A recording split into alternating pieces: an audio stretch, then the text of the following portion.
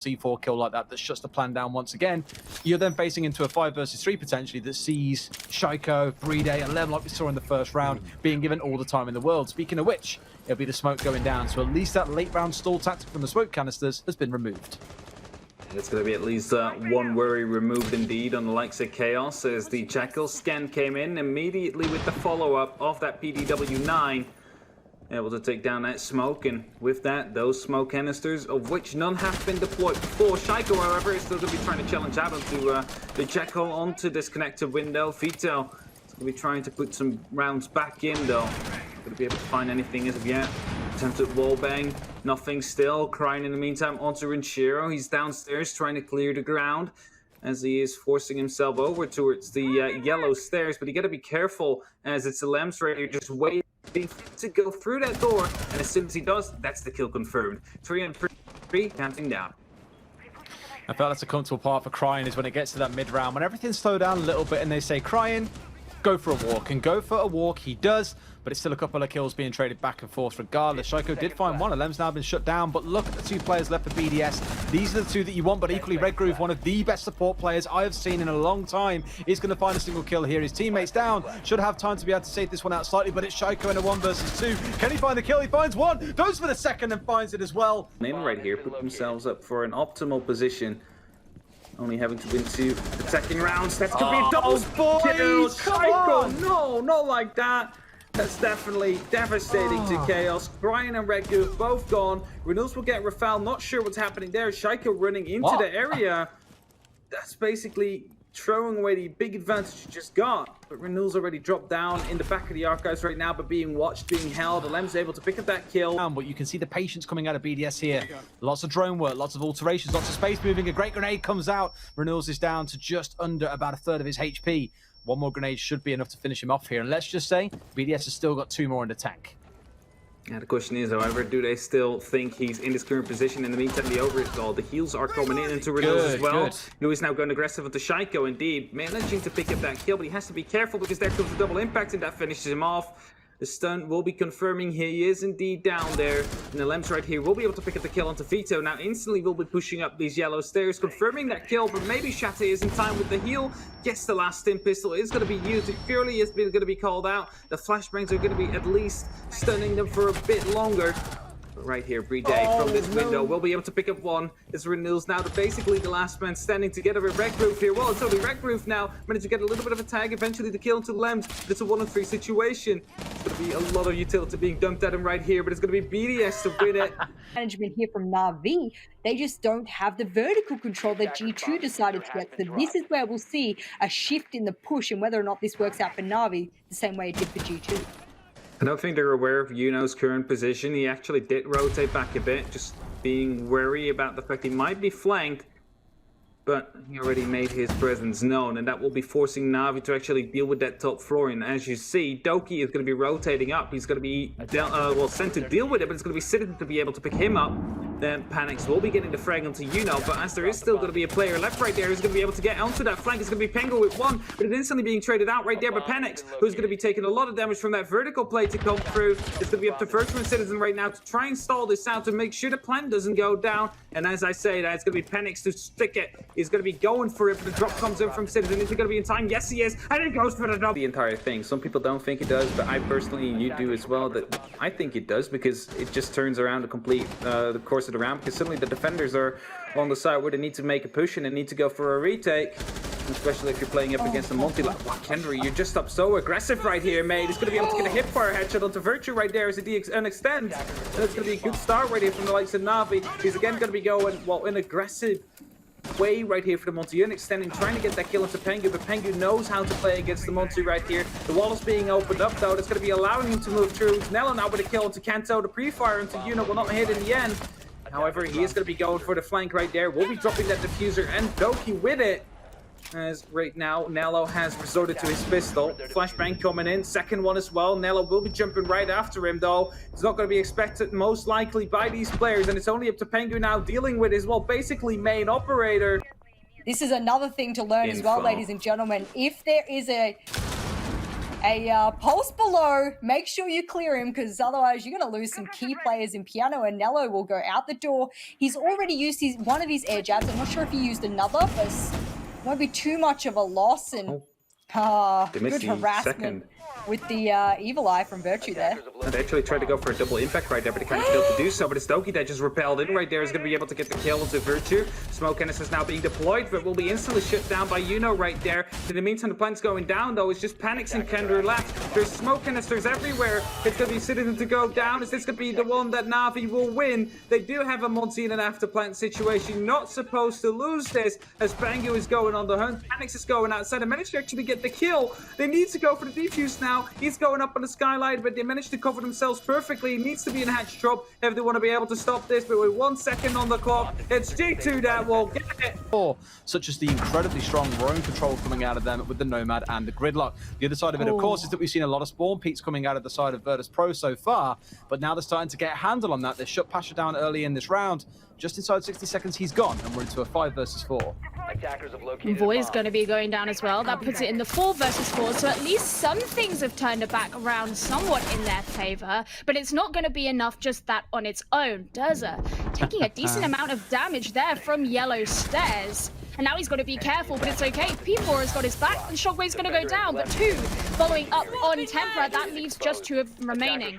Durza is once again holding onto the diffuser, but such low HP. Chaoxis was able to do it on the last round. Is he going to be able to do it here? Looks like Virtus Pro aren't going to rush in. They want to wait until they can get this post-plant situation and start to move in. But with WTG going down, it could look like, actually, this could go to Tempera. P4 just has to hold his own, and there we go. 1 kill. All he has to get now is a mission, but does he know where he is?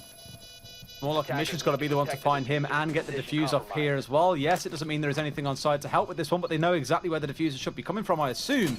He has pulled off the back of that one. There we go. All it's going to take is a few pistol shots through. They've come to hope on this one. Try and spraying through the floor. For now, if they can start to enter in a little bit more quickly and a bit more decisively, obviously they don't want to rush things, but at the same time, that was their downfall before. There's not really all that much presence from Tempera up here on the top 4, and actually you can see P4 doing this rotation downstairs. There he is, just moving into Piano. Potentially he's going to be moving on up the yellow stairs to try and catch someone out. He knows there's going to be presence on these windows. Gunfire still coming out, but so far nothing. All they've got to do is just stay alive here, I feel, on the side of Tempera, because they've got a pre-placed C4 underneath the default plant spot that Emission's about to swing straight into. They're going to blow him up. Yes, they will. There is one left, and they still have a C4 left on side, and Voy has got it in his back pocket. Plant is going down here, but time is running low. He might have to stand up and try and contest this one. He will try and do so, and will win one of them, but can he win the 1 versus 2 against his Doc with all that long range? And again, a C4 potentially coming in from below. As it stands right now, no quite need. Both sides are just waiting because they know the clock is their friend right now. They haven't got to peek anything. They'll try and push in, see what they can find. We'll be able to maybe win 1 here. Yes or no, it's a dance around the bomb. He wins 1, but all we're going to have to see from Shinka is wait for this clock to hit 0. He can come in from the contest here, and assuming he hits the shot, this is done, but I don't think they'll have time right now. This could be WTG with a massive clutch for them. It's a 1 versus 1, and 40 seconds on that clock gives a lot of time for dancing. Well, he knows where he is, and there we go. It doesn't really take much to shoot through the desk. It's dangerous to not play a hard breacher. You tend to have to force yourself through choke points, but one of those choke points is the Astro Stairs, and it seems to be working well for Vitality. I don't know where those other picks are going out, presumably the master side indeed. Bathroom also clear now, but Rise, wait, you're in stat trophy rather? How did you get in there? Probably just jumped in through that heads window you can see is open, and now Secret in a position where they need to retake. Vitality has taken the site from them, but hello there, guys. Game has frozen, so you are now on us. Welcome back. You saw my concentration face. Oh, no. No, we are back again. And there's a C4. Prano's gone crazy. Maybe this retake is possible. I don't know. KS is going to chuck out a goo mine for good measure. Vitality still have that numbers advantage, however. Team Secret just sitting there thinking, we can do it, but not if you're looking. And goes another one of those goo mines to try to prevent a push coming in from Astro, which is where we are now seeing Fabian. Hungry, sending in the Gemini to figure out where their opponent is. In goes yet another one to try and hinder this push, but 30 seconds remaining, and actually Fabian's not going to survive it out. But Goga does get a shot onto Prano in return, and that gives him the opportunity to start to plant this diffuser. All KS has to do is find him out. That's what he does. Headshot secured, and now he wants to find Hungry. Hungry, if he wants to win this out, is going to have to figure out where that diffuser is. But KS is very low HP. Less than 10 seconds to go. Is he going to be able to see where he is? He's right by the stairs, but it looks like he just doesn't know that. Hopping downstairs, but... Well, this is the interesting thing is Team Secret evidently expected there to be that north side push. You could tell by how they had their what? All right, well, cool. Bye, Prano. You were the highest rated player on the team last week, and someone clearly wants to ensure that you're not this time. But you could tell by just the orientation of things like their shields and things like that. Empire, what are they going to do about this one?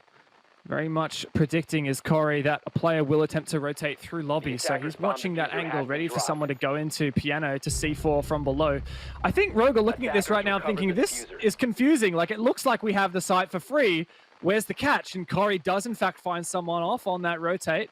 No, in fact, he actually repelled up to CEO and got joystick from the window. Stroy not having a great game so far. Corey ready to repel in, but Rogue a bit skeptical. Rips is going to use a thermite charge. Exothermic on the wall into private to get a little bit more control for Rogue. But tons of time left, and they intend to use it. 2 players on drones at the moment to suss out the situation. Potentially a push from the opposite direction from Leon. Of course, we still have 2 C4s on the table, Cypher and Dan together, who are roaming below. But Leon's going straight up the stairs. He finds the player on the flank. Corey getting the diffuser down. This pick from Leon, but it's actually Aces to find that kill. Rip somehow. Everyone's in on it. It's a flawless round. A current sound bug with the game. It's due to something that happens with the mute jammers, but we don't want to rehost right now because we don't want to break the momentum of the teams. And, well, that's one way to break Rogue's momentum. Leon's been pretty good so far, but that puts a stop to it. And, hey, pretty nice effective roam clear so far for Rogue, but still... that pushback from Dan. They have the top floor control is Rogue, but still struggling to clear out that bathroom position. Trying to ignore it at the moment, in fact, is Karzeka, but Empire don't want to be ignored, and always is going to get on the scoreboard finally with the kill onto Corey, the man we were talking about earlier. It's 3 versus 5 now. Minute to go. Hey, we have sound, but does Rogue have a sound push for this attack? We'll see in the next 50 seconds. That's not so sound. Dan is going to take that one out. Come on, you've got to refrag this, Aces. And he doesn't. All on Rips. Out the thermite. Out. Ready and prepped here. Thatcher EMP does go out, and Corey gets another boost from Leon. Oh, and the nade to follow up. Corey, though, gets healed back up to 50 HP.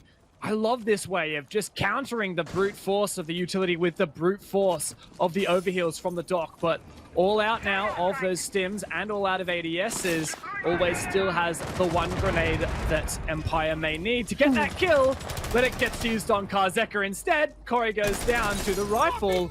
Very, very nice stuff. Finally, Leon decides to fight back just a little bit and quell this aggression from Empire. Rogue here on match point, getting so close.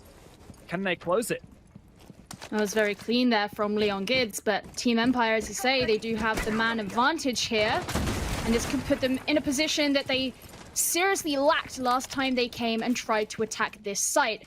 Even the fact that Always was able to get that frag grenade off last time, we saw them both kind of go to waste. So that's definitely a good sign. Dan making the rappel into the bathroom. Not going to get anything with the pre-fire, but the fact that Team Empire have even been able to make their way in is a very, very good sign. Always will be falling. That'll start to even things up here, but actually Rips is going to follow up with another kill. Suddenly, the fates may be turning for Team Empire. Dan has incredibly low health. He does get Rips, though, through the wall. That's certainly a good start. He's watching out here onto the yellow stairs. Aces, he's checking for those angles, but he's the only one remaining here for Rogue. So far, nothing has been able to be taken. Oh, excuse me, Leon Gids is also, he's hanging out behind a shield. I missed him out, but actually, he's not anymore. Dan getting the 2. Funny choice, since the yellow stairs execute was so effective last time. But Empire have definitely dedicated here to an admin side push, with the execute no doubt going down on A eventually. Rogue have decided, what is this? Run out from Leon, and it's, what? Ace gets that kill? I don't know how, okay, but nice. And Leon's gonna go back to the garage. Come on, surely he gets punished for this, but no one from Empire is here. He finally gets in. No coverage there from Empire to punish that run out, as they've all dedicated to this admin side push. And the player on the meeting balcony also taken out. So really good start for Rogue. And Empire struggling here on this take. In fact, they've also allowed Aces to rotate back into site. Corey's still off site, ready to C4 as needed. So Team Empire, not only they are fighting with the numbers deficit, but there's just so many obstacles that they have to deal with before they can call this round theirs and start to execute. Defender has left the area of back here. operation. But there goes another run out. Kidding. 2 kills down for Rogue. And this is going to make things looking pretty bad here for Team Empire. They've got Joystick and Shepard remaining, and an entire fully healthed Rogue on their tails. They know that they're coming in from the side of the building that they are, and in fact there's the smoke to hold Joystick back and prevent him from making his move in. And if you look at the positioning here of the players of Rogue, they pretty much have every angle that can be taken covered. That makes it very, very difficult. Shepard, you notice he jumped down. He's going to be coming up the stairs and trying to come up with a different angle instead. Maybe they can provide that. And with this sort of two-man strategy, make it harder, but no, Aces says, I'm gonna bring you down. Shepard does get a kill, but he's the only thing standing between them and an entire loss and a win here for Rogue. He gets a second kill, it looks good for him, but it's not gonna be enough. And Rogue...